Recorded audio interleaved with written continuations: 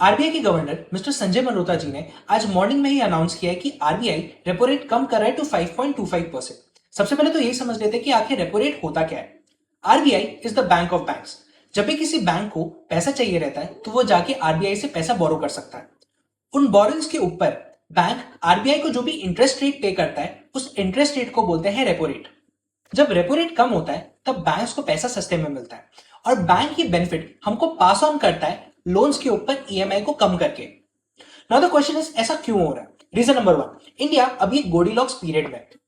जब भी किसी कंट्री की जीडीपी बढ़ती है तो उसका मतलब ये होता है कि उस कंट्री के लोगों की परचेसिंग पावर बढ़ गई है। जब परचेसिंग पावर बढ़ जाती है तो लोग ज्यादा चीजें खरीदने लग जाते हैं जिसकी वजह से डिमांड बढ़ जाती है और जैसे ही डिमांड सप्लाई से ज्यादा हो जाती है तब होता है इन्फ्लेशन। लेकिन इंडिया में अभी एक गोल्डीलॉक्स का पीरियड चल रहा है। मतलब इंडिया की जीडीपी तो ग्रो हो रही है लेकिन इन्फ्लेशन गिर गया है टू 0.25%। पर अब यहां पर एक प्लॉट ट्विस्ट है। आपने सुना ही होगा कि $1 की वैल्यू ऑलरेडी 90 रुपीज हो चुकी है, लेकिन उसके बावजूद आरबीआई ने रेपो रेट बढ़ाने की जगह कम कर दिया। वो इसलिए क्योंकि आरबीआई डोमेस्टिक इकोनॉमी के ऊपर बेट कर रहा है। आरबीआई के हिसाब से अभी बिजनेसेस का बढ़ना और घर खरीदना बहुत ज्यादा जरूरी है।